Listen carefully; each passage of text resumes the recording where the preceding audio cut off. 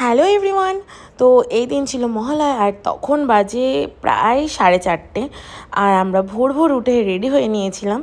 এখন আমি আর সম্রাট একটু বেরোবো, কারণ ভোরবেলায় বেরিয়ে একটু গঙ্গার ধারে যাওয়ার মজাটাই আলাদা। আর এই যে সম্রাট অন্ধকারের মধ্যে গাড়িটা বের করছে আর হালকা হালকা বাইরে আলোও ফুটে গেছে, যেহেতু প্রায় 4:45 বাজতে চললো।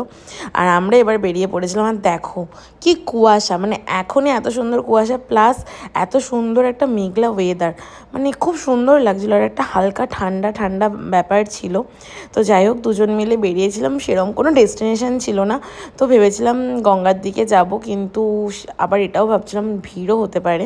দেন আমরা ঘাটে এসে বিস্কিট আর চা খেয়েছিলাম। আর আমার এত খিদে পেয়ে গেছে, আমি বিস্কিট খাচ্ছি দেখে সম্রাট সিরিয়াসলি অবাক, কারণ আমি একদমই খাই না, মানে চা বিস্কিটের থেকে আমি খুব দূরেই থাকি।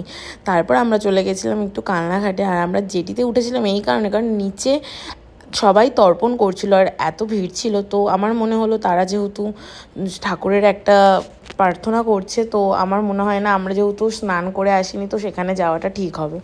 তো আমরা এখানে দাঁড়িয়েই দেখছিলাম। তারপর আস্তে আস্তে বাড়ি এলাম, কারণ আমার তো আবার কাজে যেতে হবে। So by.